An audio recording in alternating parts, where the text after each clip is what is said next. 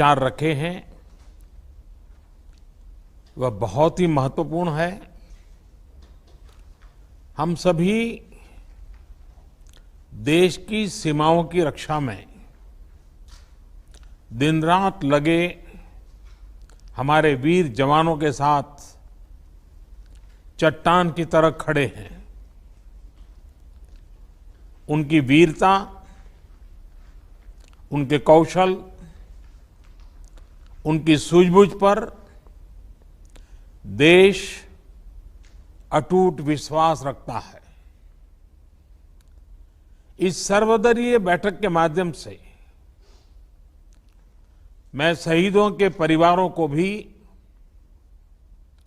ये विश्वास दिलाता हूं कि पूरा देश उनके साथ है, पूरा देश उन्हें नमन करता है।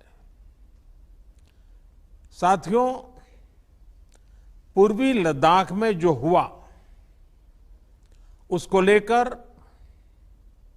आपने रक्षा मंत्री जी और विदेश मंत्री जी को सुना भी और प्रेजेंटेशन को भी देखा।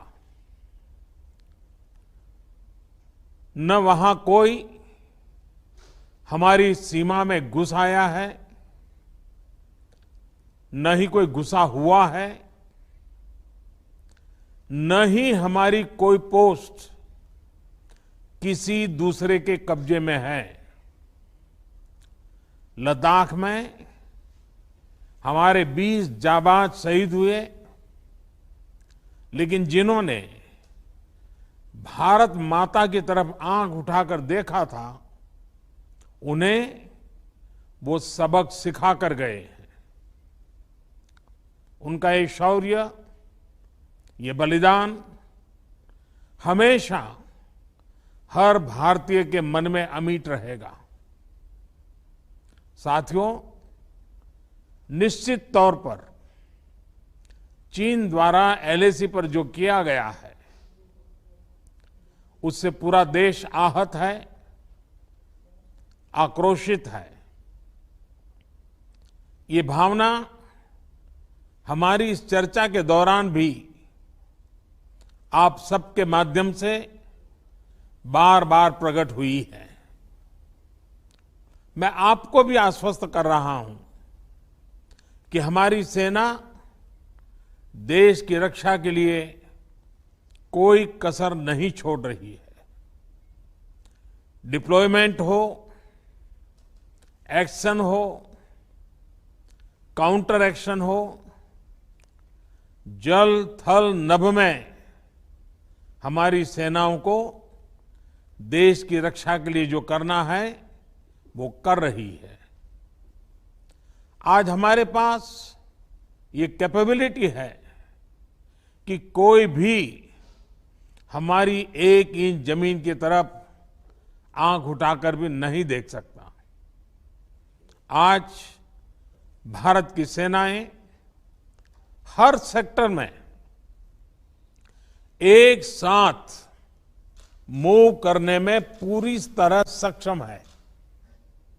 ऐसे में हमने जहां एक तरफ सेना को अपने स्तर पर उचित कदम उठाने की छूट दी है, वहीं दूसरी तरफ डिप्लोमेटिक माध्यमों से भी चीन को अपनी बात दो टूक स्पष्ट कर दी है। भारत पीस और फ्रेंडशिप चाहता है, लेकिन अपनी सॉवरेनिटी की रक्षा हमारे लिए सर्वोपरि है और आप सबने भी इसी भाव को प्रकट किया है। साथियों, बीते 5 वर्षों में देश ने अपनी सीमाओं को सुरक्षित करने के लिए बॉर्डर एरिया में इंफ्रास्ट्रक्चर डेवलपमेंट को प्राथमिकता दी है। हमारी सेनाओं की दूसरी आवश्यकताओं जैसे फाइटर प्लेन्स, आधुनिक हेलीकॉप्टर, मिसाइल डिफेंस सिस्टम आदि पर भी हमने बहुत बल दिया है। नए बने हुए इंफ्रास्ट्रक्चर की वजह से खासकर एलएसी में अब हमारी पेट्रोलिंग की कैपेसिटी भी बढ़ गई है। पेट्रोलिंग बढ़ने की वजह से अब सतर्कता बढ़ी है और एलएसी पर हो रही गतिविधियों के बारे में भी समय पर पता चल रहा है।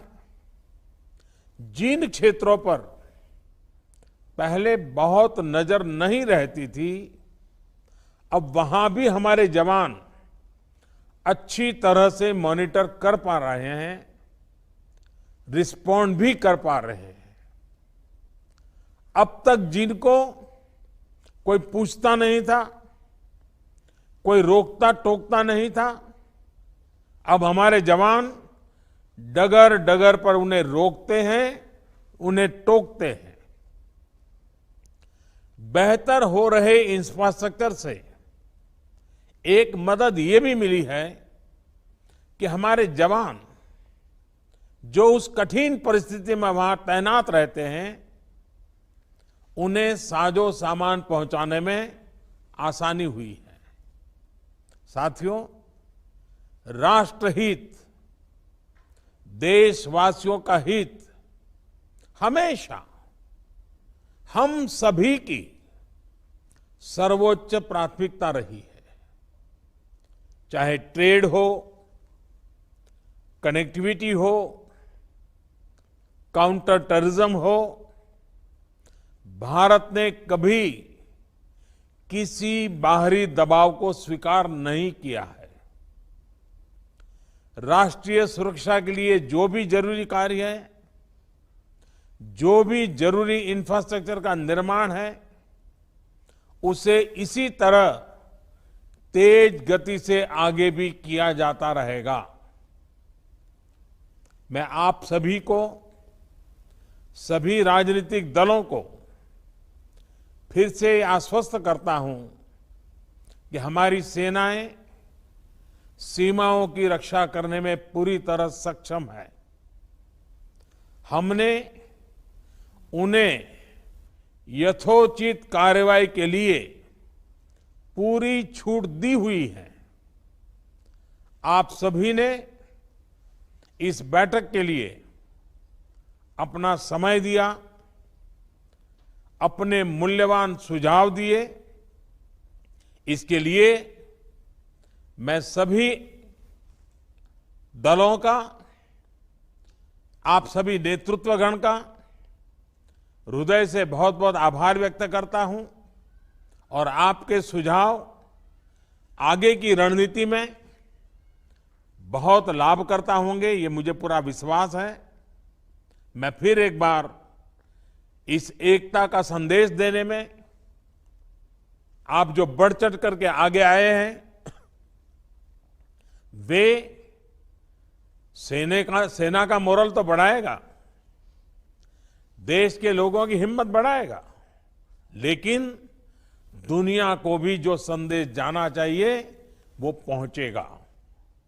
और इसलिए आज की मीटिंग में आपकी सकारात्मक भूमिका का बहुत मूल्य है, उसका बहुत ऐतिहासिक महत्व है। और इसलिए भी आप सभी अभिनंदन के अधिकारी हैं। मैं फिर एक बार आप सबका धन्यवाद करता हूं। नमस्कार।